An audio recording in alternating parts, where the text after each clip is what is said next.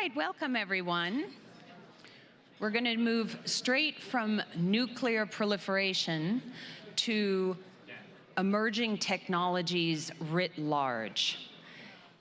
We've been talking a lot in the past few days about the shifting security landscape, and of course, all of that will be determined in large part by new technologies. The countries that lead in developing AI, 5G and 6G, semiconductors, many of these other key emerging technologies will ultimately lead the world. And these are really, in some ways, the battlegrounds of the future. So we have none better to talk about these issues, and they're broad. We were talking about it before, trying to get ready for this. The theme of the conference, of course, running through this is, what are we going to do differently? A lot of new things are emerging. What are we going to do differently? And the biggest area there, of course, is technology. So to discuss these issues, we have Eric Schmidt, who's the former CEO of Google, then also the head of the Defense Innovation Board, and more recently, chairman of the National Security Commission on AI, deeply engaged in these issues. Senator Warner, who's been a senator from Virginia since 2008, also former governor of Virginia, and a former venture capitalist, and of course, one of the most knowledgeable voices on technology in the US Congress. And Brad. Low bar. Well, I'll ask you about that. And Brad Smith, who's the president of Microsoft and really a leading voice in calling for and doing greater cooperation between the private and public sector on these issues.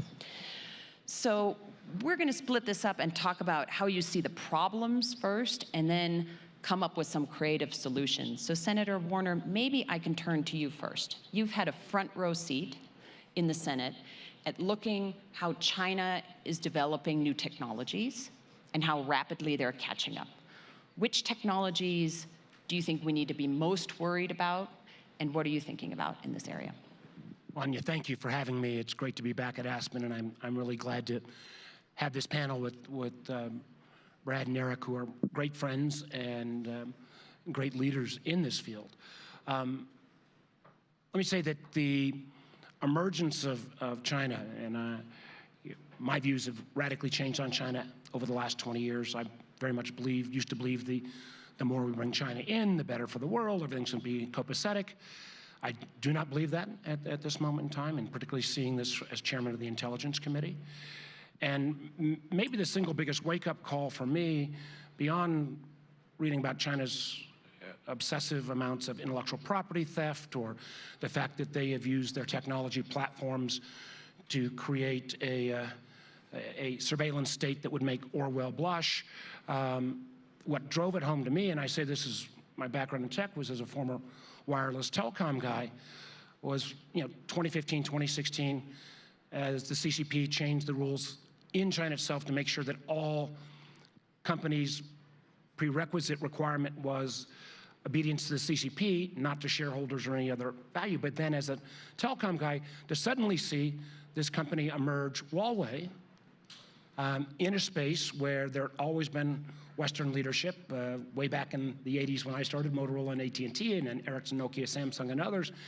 And Huawei not only becoming the dominant player in 5G, but was almost more frightening to me, was the fact that China was also flooding the zone on an area where I think we in America and the West writ large had always taken for granted that we would not only create the innovation, but then we would also set the standards, rules, protocols, and procedures. And what China was doing was not only creating world-class technology with world-class companies, but also starting to set the standards. And standards actually can, while they're techie, nerdy, they can also reflect values.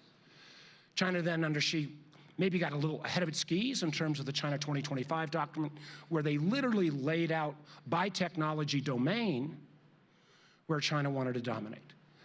It took us a few years on the Intel Committee. We did a series of classified roadshows. Many in this audience participated in some of those, where we tried to lay out the threat, particularly that China poses in these technology domains. At first, it was a rough sledding. Post-COVID, it's gotten a little easier. I would point out, pre-COVID, the one industry in America that wouldn't even hear us, Eric, and we've talked about this in the past, was private equity. because they were making so much money in the Alibabas, Badu's, Tencents, TikToks that they didn't want to hear the story. That has started to change. And where I think, I'll wrap this up on the first round, is just that China's laid out the technology domains. We don't have a process in the United States to think through that. If you ask ODNI, they have one list, CIA has another list, Commerce Department has a third, OSTP maybe has a fourth. We on the Technology Committee, because one, I think we're the last functioning bipartisan committee. Two, we by default have become the Technology Committee because we get a view on this. We are trying to engage with all parts of not only USG, but our private sector friends as well, thinking about what are those technology domains we need to be competitive in, and we'll probably come back to the CHIPS bill at some point. That is maybe, it's close to industrial policy, but it's the first, I think, definitive action that America, and in conjunction, frankly, with allies around the world, are taking. I think there'll be others, but I think one of the things, and Eric's got, I think, some really smart ideas on this, is, do we look at competing with China on technology domains? Do we look at where technology is headed and then figure out the policy? Do we look at the policy and then figure out the technologies we need to get there? But this is a wide open field that we're starting to play out real time, because I do think the challenge of the 21st century, and while I'm sure we'll get to Russia as well, is not simply Russia and Ukraine, but it is the economic / and much more important technology competition with China going forward. Thank you. That's a perfect setup, because even though the U.S. government may not have decided, I know, Eric, you've thought deeply about the current areas of technologies where you think the U.S. needs to be, and our friends and allies need to remain competitive, and you actually talked about it here at a private dinner maybe 4 or 5 years ago in a way that I think shocked the people. So if you could say something more about which areas those are and why they matter and where we're in the competition. So Senator Warner, as always, is exactly right on this question and framed it exactly correctly. I was fortunate to lead a commission for the Congress to look at the general question of competitiveness in AI, and we concluded that we were somewhat ahead of China, somewhat meaning a few years, but that they were catching up rapidly.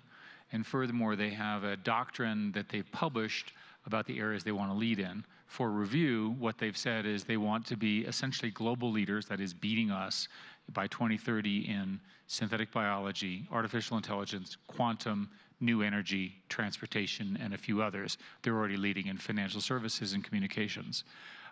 If you're me, that's my whole world, right? They listed everything that I'm interested in, all my friends are worked in, all the community, all the investments, and so forth. So it's a real challenge. One of the most important things that we said in the report was that China needed to stay 2 generations behind the US in semiconductors.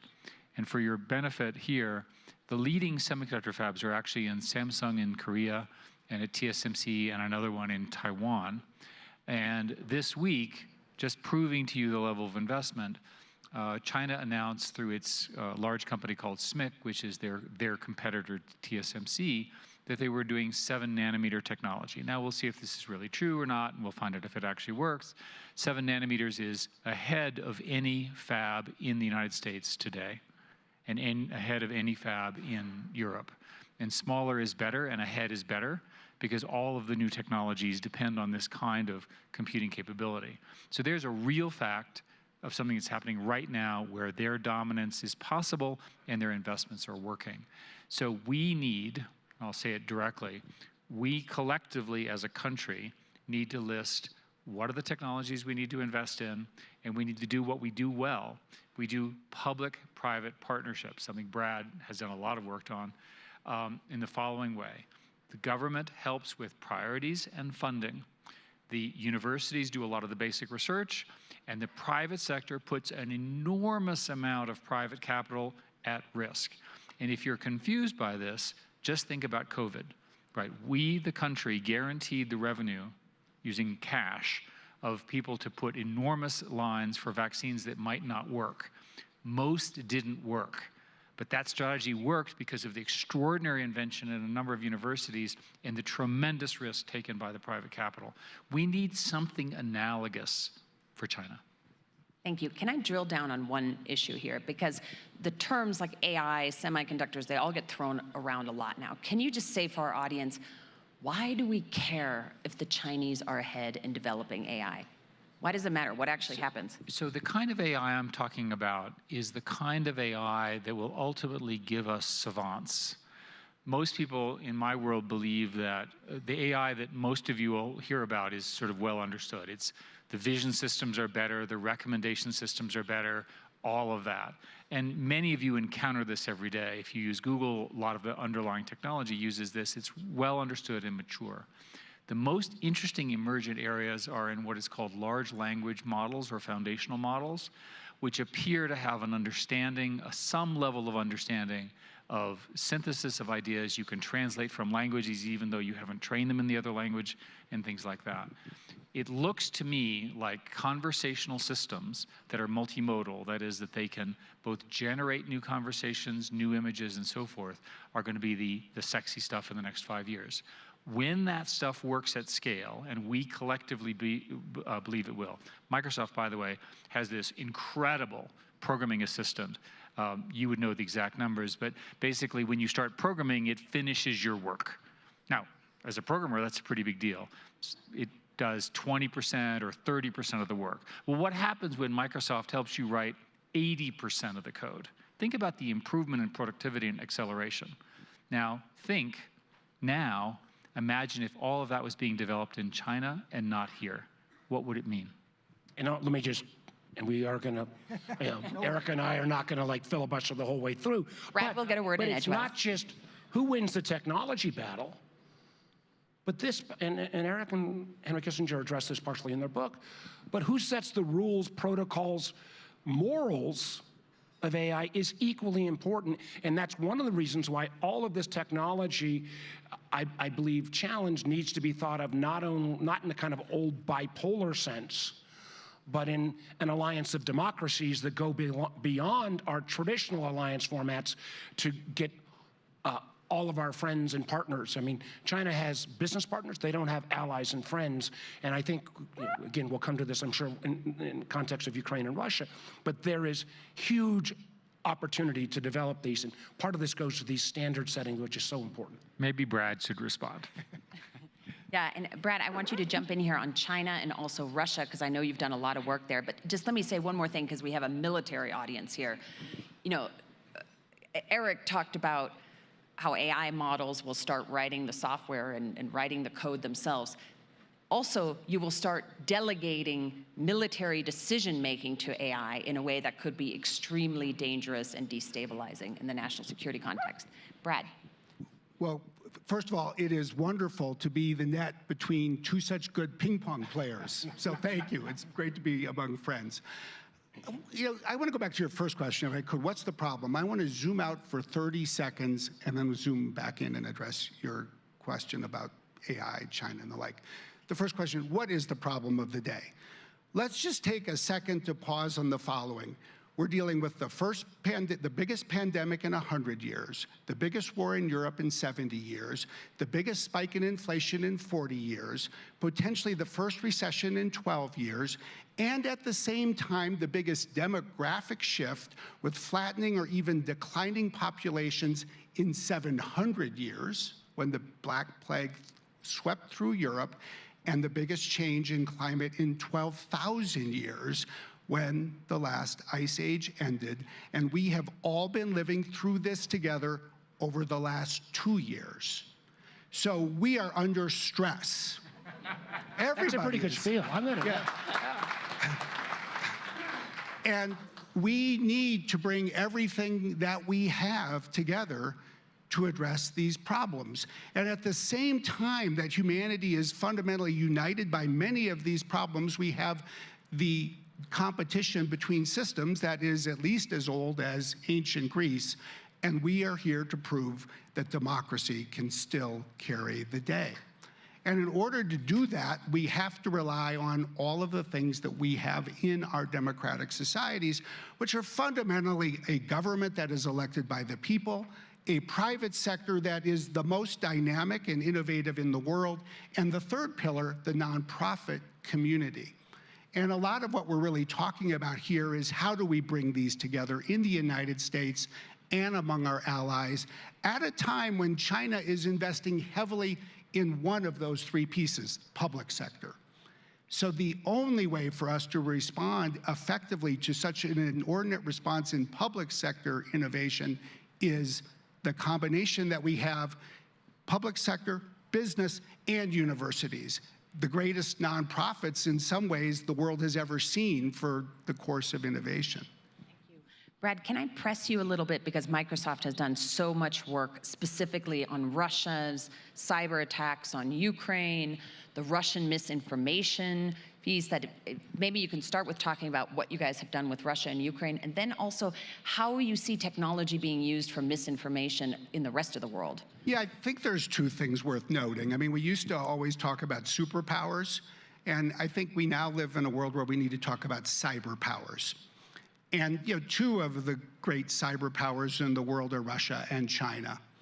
Certainly the United States is, I think, of the strongest cyber power of all.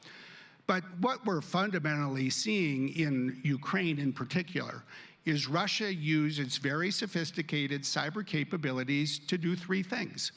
One is support an invasion, including with destructive cyber attacks.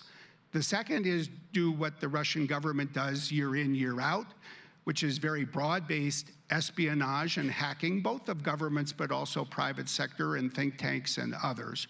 But the third thing we're seeing, which I think is in some ways the one we should worry the most about, at least on a relative basis. We're not worrying and talking about it enough. If there's one thing that democracy depends on, it is trust.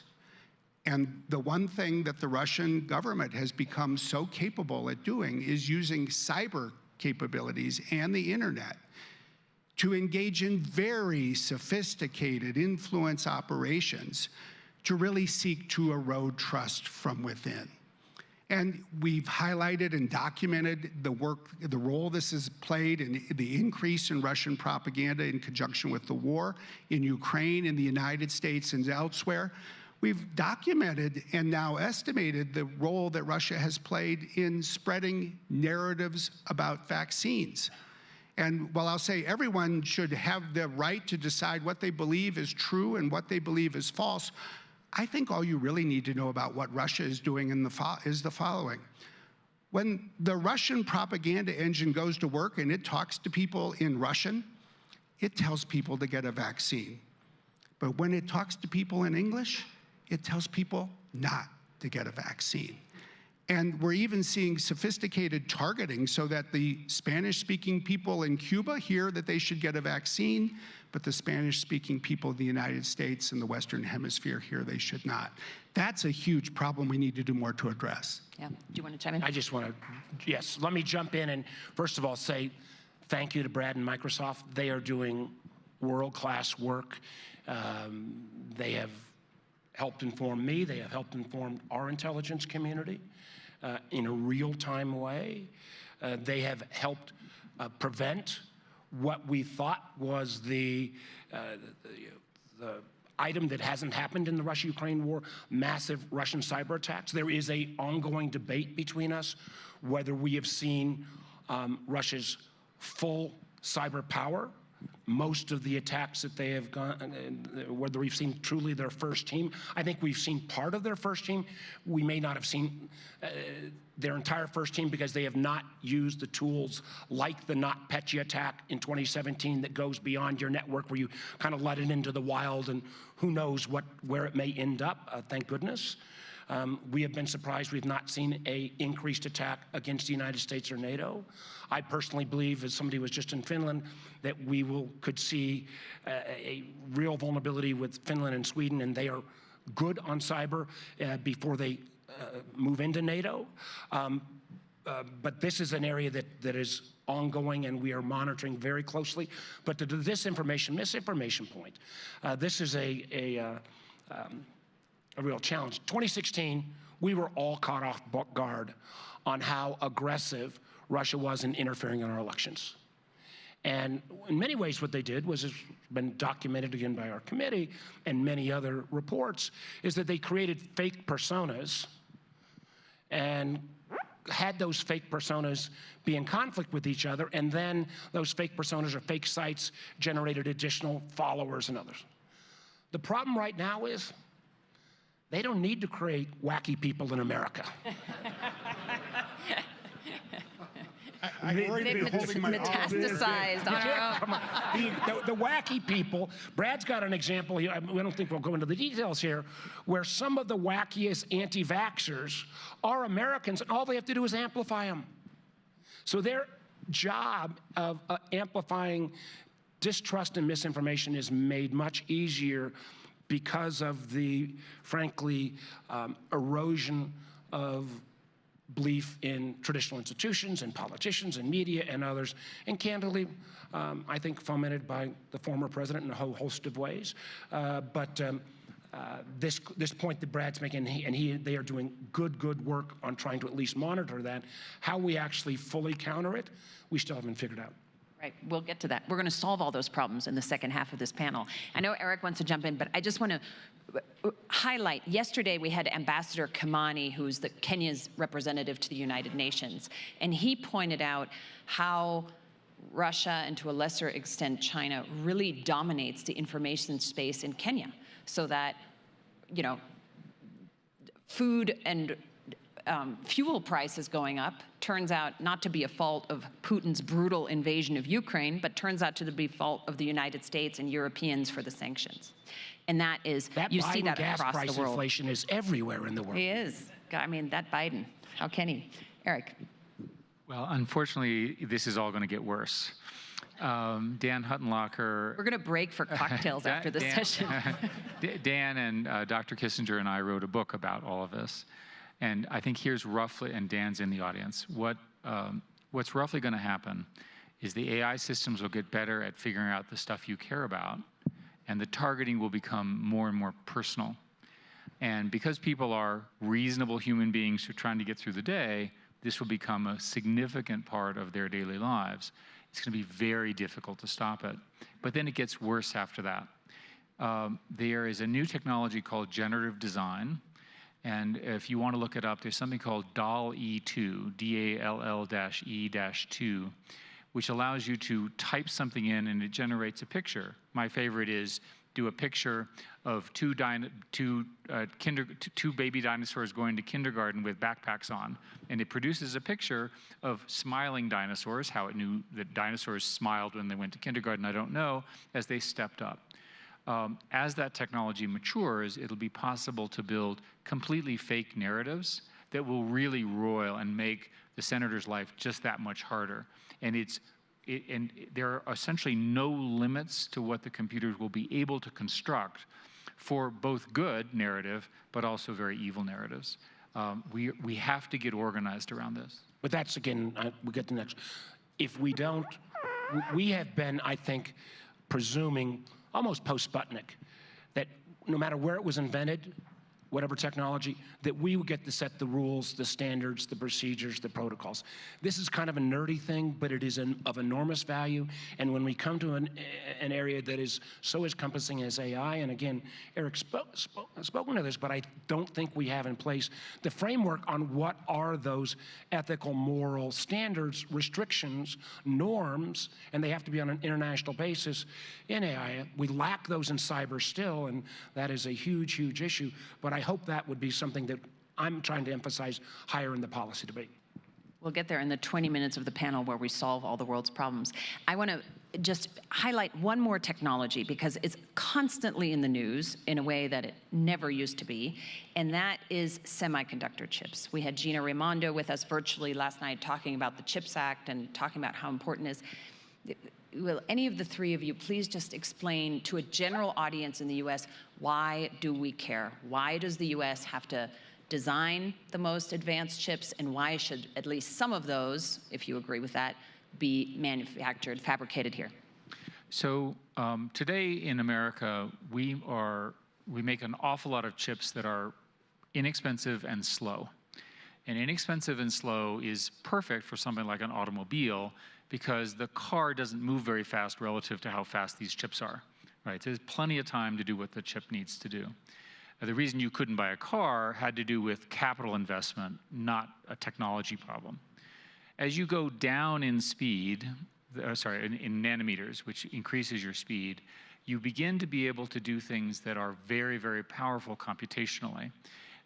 Below roughly 10 nanometers, there are roughly 3 companies that are trying, including China as well, Samsung and TSMC and a couple of others. And below 7 nanometers, there's a single company called ASML that makes the necessary optics to get down. And they make machines that cost 100 million, 200 million. So that's kind of how the industry works. And they're Dutch. They're not American, Dutch. which Yeah, complicates the problem. And That's on the tools piece, not on the fabrication piece. And if you go to a fab, there is a machine in the middle of the building of the fab, which is typically an ASML, essentially reticle machine, that does the imaging that makes these chips. And these things are treated like God. It's the best way to understand them in their production. If we want to have control over our supply chain, and in particular our innovation, we have to come up with some way to get those things into the United States. Now, why do we not have them? By the way, we invented every single aspect of this in the 70s and 80s because we're not cost competitive with Taiwan, right? That in fact, 20 years ago, previous administrations, for all sorts of reasonable reasons at the time, allowed this to move largely to East Asia, Singapore, and then later the 2 that I named. Many of us believe that a subsidy to the vendors to deal with the cost infrastructure is worth it for the control over national security.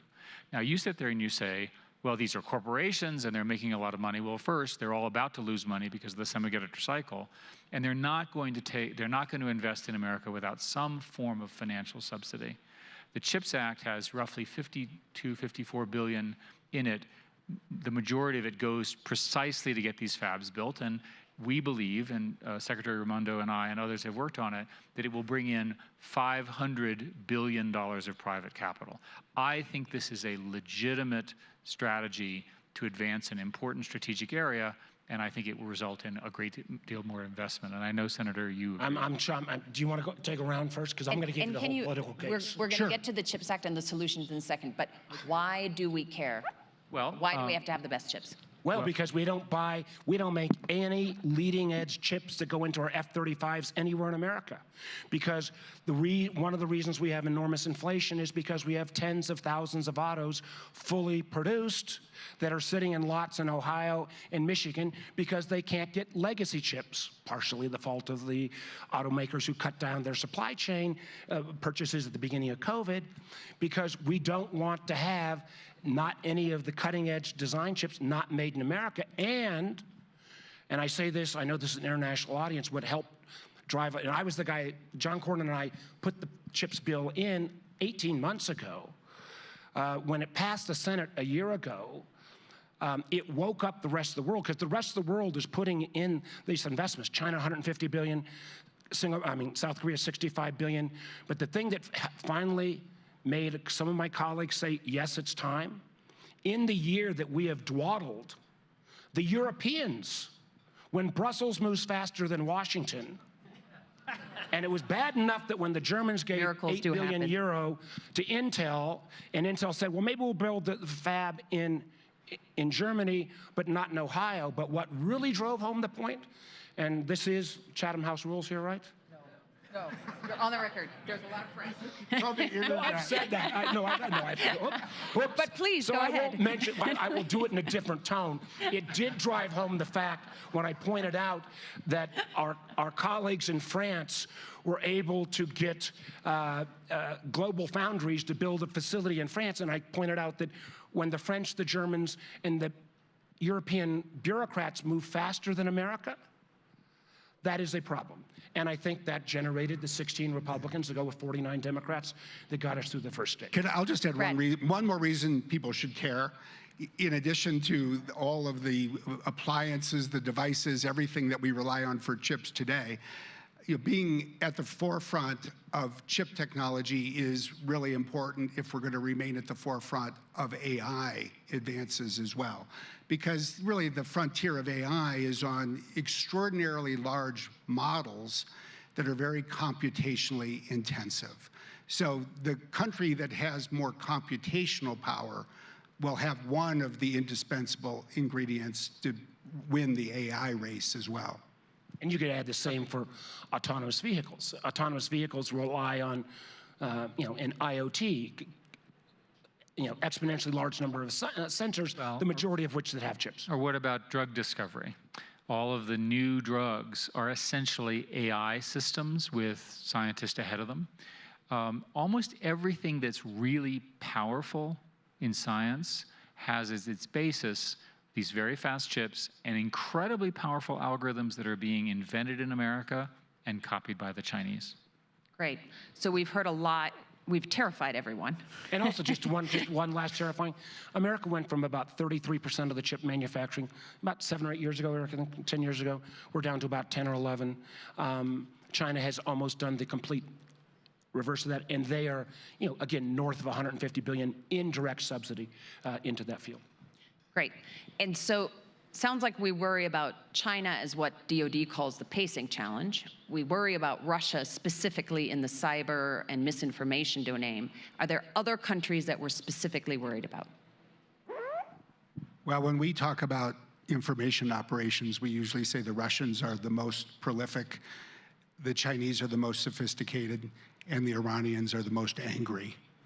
Most of their anger is not directed at the United States, but it is directed at American allies. I'd throw in the North Koreans on, ransomware hacking as well. Right, thank you. So Senator Warner, you already previewed it for us a little bit, but the Chinese narrative, when I talk to Chinese scholars and others, tends to be, well, America can't get its act together. Your politics are a mess. You'd call out all these problems. We've got Made in China 2025. What are you guys doing about it? So there's actually a lot going on the Hill right now. Will you tell us a little bit about it? I'd like to take it in 2 bites. So let me talk on the Hill for a moment first, and I'll leave I think the more macro multinational, because of the West writ large response to Putin's invasion, I think is a good sign of the strength of democracies. I know you guys, when the news comes on, a normal, especially a sophisticated American's reaction is to throw a shoe at the TV. I feel the same way, and I'm inside the TV.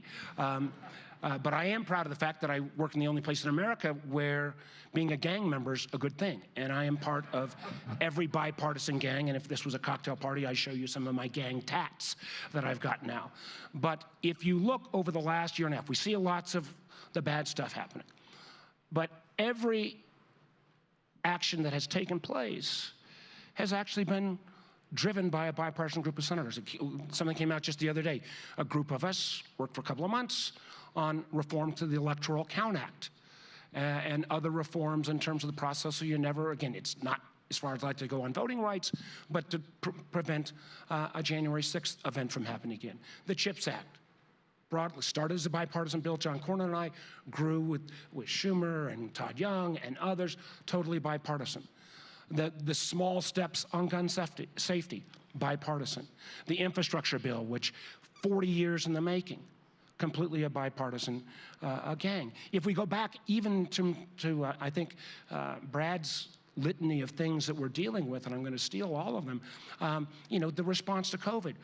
In many ways, government's response was too much over the top. Although historically, I think we'll look back and say the $5 trillion we put into the economy was for the most part needed. All of that was bipartisan. The first 4 CARES bills were done virtually unanimous, even under Donald Trump.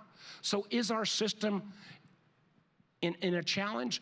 Do the outliers on the extremes get way too much attention? Absolutely. But I do think there are a core of us that are still trying to do the right thing. And I think as when we think about what this contest, for example, around technology, I think the investment in semiconductors will be the first of a series of items that will approach old school industrial policy, but that we will have to do, hopefully in alliance with our other democracies around the world. So I say the demise of American democracy or democracy writ large is way overstated at this point. That's great.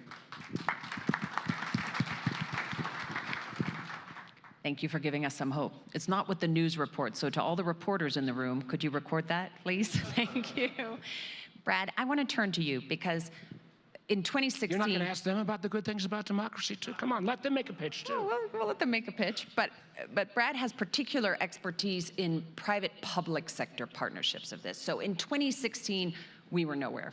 The company formerly known as Facebook famously said they found Russian misinformations in their system. They tried to call the FBI. The FBI didn't know who to send it to. There was just no way to collaborate on these issues.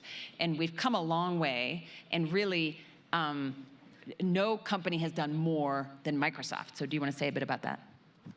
You look like you had something you wanted to say first, Senator. I remember Mark Zuckerberg, after a number of us saying we thought the Russians had interfered and using Facebook as one of their platforms around Thanksgiving of 2016, saying any politician that thinks that Russians had any interference on Facebook don't understand technology at all.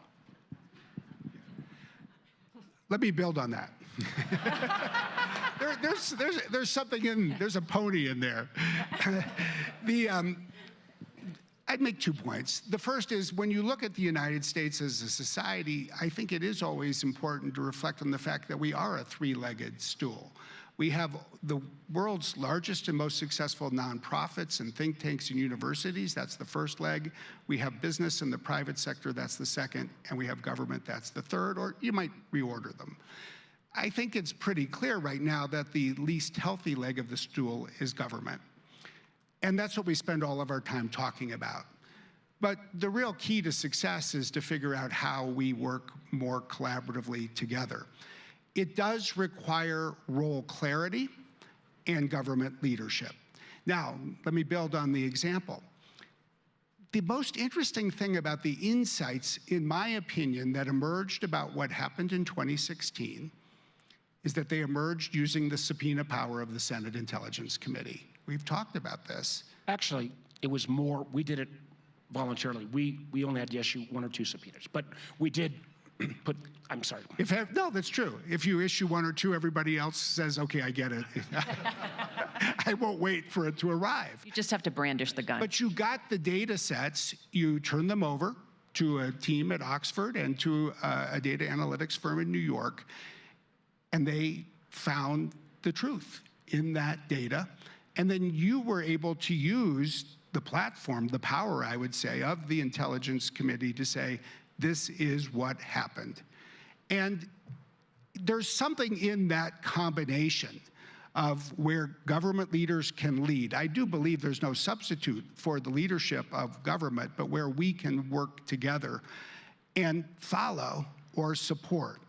And I do think that some of these problems will always, let me just say, the path to progress starts by understanding what the problem is. In the world of cyber threats, it all starts with detection. And we've really honed our ability to detect what I would now call traditional cyber attacks. That's one reason I think that things have gone better on the cyber front in Ukraine than people thought. We have not yet honed our ability to detect in real time these foreign influence operations, but I believe we can pursue a path to do that as well. Thank you. That's great. Eric, I don't know how you have time to do it, but you've recently written a book with Henry Kissinger on AI. You seem to write articles about every week on these issues. So I want to turn to you in the global part of this. You and Kissinger have called for exploring shared limits and even treaties on AI use, including talking to our rivals. I know that's really in its infancy. Can you say a little bit more about what you're promoting and where we are? So I like to think of this as sort of where things were 20 years ago in tech, where we were incredibly naive. I was very naive about the impact of what we were doing. I now understand that information is everything. It's incredibly powerful. So I think the first comment I would make is I think that the government and other institutions should put more pressure on tech to get these things consistent with our values and so forth. And I suspect we all agree. We can debate how to do it, but it requires a conversation. It requires engagement. I think that's, and as opposed to, say, yelling at each other. Because the leverage that tech has is very, very real. If you then think about how will we negotiate, let's say, an AI agreement? Well, first, you have to have the technologists who understand what's going to happen, and then you have to have an awareness on the other side. So let's do a thought experiment. Let's say that we decide to have a chat with China on some kind of treaty around AI surprises. Very reasonable. How would we do it? Who in the US government would work with us? And it's even worse on the Chinese side. Who do we call? I've tried to find that person, and I can't find them. We're not ready for the negotiations that we need. And I'll give you some examples. In the 50s and 60s, we eventually worked out a world where there was a no surprise rule about nuclear tests, and then eventually they were banned. When somebody launches a missile, they, for testing or whatever, they notify everyone. And everyone then uses their missile defense systems to watch, to target, to train the systems. It's an example of a balance of trust or lack of trust. It's a no surprises rule. I'm very, very concerned that the US view of China as corrupt or communist or whatever, and the Chinese view of America as failing, which has been well documented, will allow people to say, oh my God, they're up to something, and then begin some kind of conundrum. Begin some kind of thing where, because you're arming or you're getting ready, you then trigger the other side. We don't have anyone working on that, and yet AI is that powerful. Can I jump in on this? Please. And I agree with Eric on we need to set some of these moral, ethical, again, parameters. I think we need to, what begs it is equally as much as synthetic biology. You know, from a world that, synthetic biology, biotech, that is overpromised and underdelivered, I would argue, but finally I think is on the cusp of happening. We need to start that process. I think we are still living with our failure to set any of these limits or rules in two domains that I think need to be mentioned. One, in cyber. It was actually America in the late 90s who walked away from an international effort around cyber norms, cyber rules. And I get it, because there are still folks in our government, I have some sympathy for this, to say we adhere to cyber norms and the bad guys won't. But I think we at least ought to have a debate about, if you bring down a healthcare system, does that, should there be a lower attribution rule in terms of going after the actors than if you're taking down something else? And we have a whole host of things that's got close, thank goodness it has not played out, around Article 5 implications if Russia had hit Ukrainian systems that bled into Poland and ended up causing loss of life. But I would also say, Eric, and again, you and I have had spirited debates on this, I think the failure of to put any kind of guardrails around the large tech platforms, whether the idea of Section 230 reform, whether the idea of data portability, the idea of interoperability, the fact that we still don't have, embarrassingly, a privacy law in this country, has not, I think the 5 big companies have done incredibly great things, but there is a dark underbelly in every great motion forward that you also have to, there's a downside. And our failure to kind of go for 20 plus years and not put any guardrails there, I think we're still suffering from. I think you probably bear the scars and the tattoos from the privacy and content moderation battles. If I could jump in with maybe 2 quick thoughts on that. One, I actually completely agree that we need regulatory clarity. It is coming. The only real question is whether it's coming in the United States or just from the rest of the world. And I think that one of the mistakes that many people in the United States make is we assume that if Washington does nothing, then nothing will be done to us. But the truth is, if the rest of the world gets together and creates a regulatory paradigm, which is happening, we just see the country lose its ability to influence the direction of these things. So I'm actually very supportive of more action by Congress and elsewhere in Washington to address that. And then second, I'd go back to the point that Eric made. I think sometimes people are too quick to dismiss the importance of international norms by saying things like, yeah, well, why should we create rules if we know that other people are going to violate them? And the truth is, there's never been a rule that wasn't violated by somebody. That's why we have police forces and courts. But we absolutely, I think, need stronger norms in the cyberspace and the AI space. I think this is a year where we should recognize that for the first time since World War II, the norm that was created after it, namely to protect civilians during a war, is basically being completely disregarded by the Russian military. We've long advocated for norms to protect civilians in cyberspace. We need stronger norms to protect the democratic and electoral infrastructure from cyber attacks. And there are so many AI scenarios we need to think through. And we need these things, I think, for multiple reasons. One is they guide us all towards a path where we will sustain the moral authority that the rest of the world finds so important. Second, that moral authority, I think, can have an impact even on discouraging others who might be tempted to cross a line. But third, it's fundamentally important for deterrence. You can't have, in my view, multilateral collective deterrence unless you know what lines will cause deterrence to spring into action. And you can't create those lines without these kinds of norms. That's right. And I'm always struck by the fact that when I talk about these issues in Silicon Valley, people think this is brand new. But there are a lot of people in this room, Emma, Rose, Joe Nye, Jane Harmon, many of others who have worked on nuclear non-proliferation. They've worked on bio, they've worked on chem. So we've done this with previous technologies. We're just really nowhere when it comes to cyber and AI in the global space.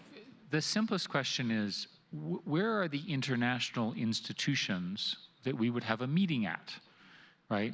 Aspen, right? That would be okay. But literally, like, tell me where to go and I'll have a conversation. They don't exist. They need to get developed quickly. Now, and I'm very concerned that they're only going to get developed after some terrible conflagration. We know that the nuclear movement occurred after the use of 2 nuclear bombs in World War II, right? And I'd like us not to have to go through that.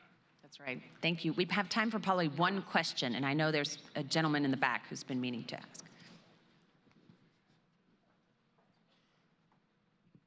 Thanks very much. As maybe the lone semiconductor lobbyist in the room, I don't want to get in the way of your excellent advocacy for the CHIPS Act, but I think it would be remiss because I work for a Taiwanese company, right, the big investor in the US, and so we're looking as foreign direct investment about why choose the United States to expand and create new opportunities, and it isn't just the cost delta, and this is not just a tee up for you, Brad, but the big problem is our industry is going at 40% a year. In the last 5 years, we've added 0 engineering schools.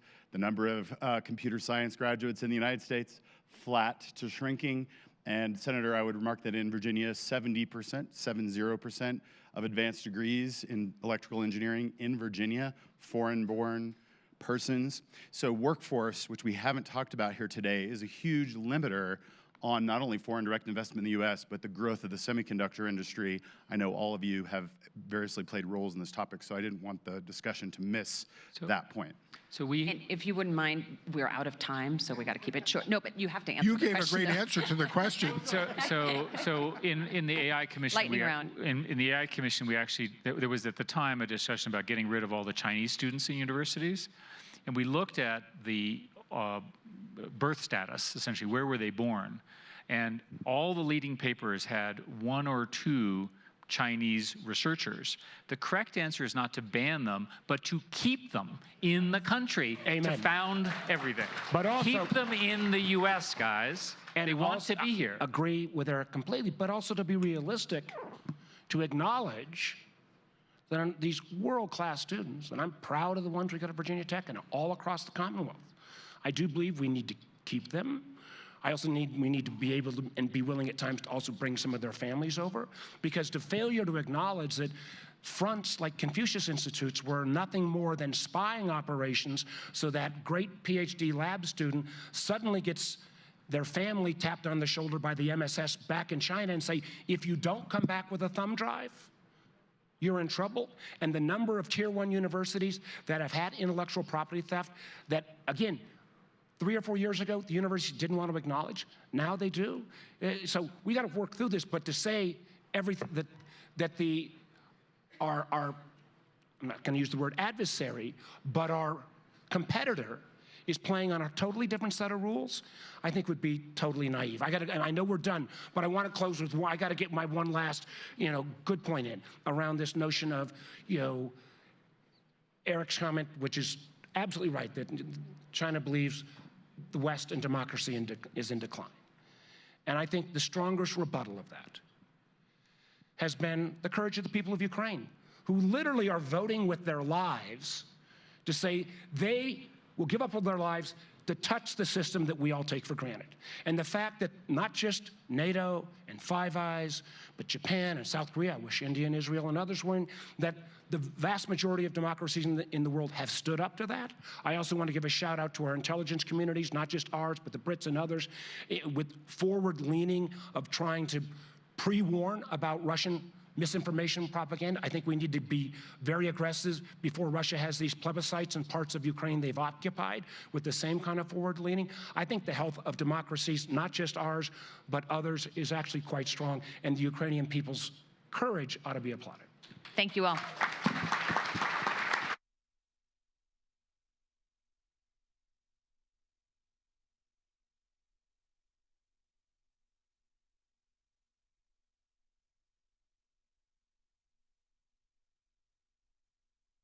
You got to do it.